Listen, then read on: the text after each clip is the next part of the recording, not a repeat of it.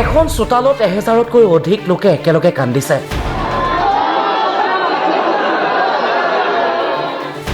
ইনাই বিনাই হুক হুকাই কান্দিছে মানুহবোৰে। দৃশ্যটোৱে আপোনাৰ চকুলৈ চকু পানী আনিব। এইবাৰ এই বাৰান্দাখনলৈ চাওক। এই বাৰান্দাখনত মহিলাসকল ঢলি পৰিছে। মাতৃৰ চকুত চকু পানী। কোনোগৰাকীয়ে যদি মহিলাগৰাকীৰ মূৰত পানী ঢালিছে, কোনোগৰাকীয়ে মহিলাগৰাকীক সান্তনা দিবলৈ ভাষাৰ সন্ধান কৰিছে। মাতৃয়ে বাৰে বাৰে প্ৰশ্ন কৰিছে, মই কি পাপ কৰিছিলো?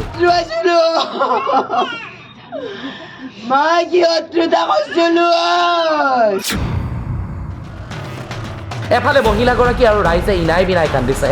ৰাজপথত সেইটো সময়তে এজন যুৱকে আৰক্ষীক প্ৰশ্ন কৰিছে, কমলপুৰ থানাখন কিমান দূৰ? 1 কিলোমিটাৰো নহয় বুলি ক'লেও ভুল নহয়, হয়নে নহয়? কিন্তু অচিজন আহিব লাগিছিল নাই? এজন আৰক্ষীক প্ৰশ্ন কৰা হৈছে, এজন আৰক্ষীক জবাবদিহি কৰা হৈছে।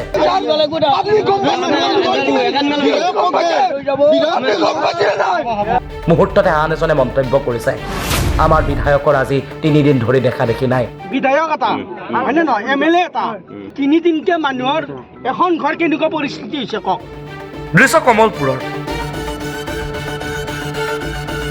কমলপুৰ আৰক্ষী থানাৰ অন্তৰ্গত কেন্দুকোনাত যোৱা মঙলবাৰে সন্ধিয়া সংঘটিত হৈছিল এটা ভয়াৱহ পথ দুৰ্ঘটনা। আৰু এই পথ দুৰ্ঘটনাত 2 ভাতৃ ভগ্নীৰ মৃত্যু হৈছিল। মৃত্যু হোৱাৰ পিছতে উত্তেজিত হৈ পৰিছিল সমগ্ৰ অঞ্চল। উল্লেখযোগ্য যে কেন্দুকোনাৰ 31 নম্বৰ ৰাষ্ট্ৰীয় ঘাইপথত সুৰাসক্ত এজন চিকিৎসকে তীব্ৰবেগী বাহনেৰে 2 ভাতৃ ভগ্নীসহ 4জনক মহতিয়াই নিছিল। স্থানীয় ৰাইজে কৰা অভিযোগ অনুসৰি সুৰাৰ ৰাগীত মাতাল চিকিৎসক নৰেন চন্দ্ৰ নাৰ্জাৰীয়ে AS01DH2052 নম্বৰৰ হোণ্ডাই i10 বাহনখনেৰে নলবাৰী অভিমুখে গৈ থকা অৱস্থাত 2 ভাতৃভগ্নীসহ এগৰাকী লগৰীয়াক মহতিয়াই নিয়াৰ লগতে পথৰ দাঁতিত ৰৈ থকা এগৰাকী ফেৰিয়ালাকো মহতিয়াই নিয়ে। উল্লেখযোগ্য যে এই দুৰ্ঘটনা সংঘটিত হোৱাৰ পূৰ্বে 2 ভাতৃভগ্নীয়ে এটা বিশেষ ভিডিঅ'ত অভিনয় কৰিছিল। এটা ৰীল তেওঁলোকে নিৰ্মাণ কৰিছিল। হাঁহি ফূৰ্তি আৰু আনন্দৰ মাজত ডুবি আছিল 2 ভাতৃভগ্নী। এতিয়া এই 2 ভাতৃভগ্নীৰ চোতালত দেখিবলৈ পোৱা গৈছে চকুপানীৰ বৰষুণ।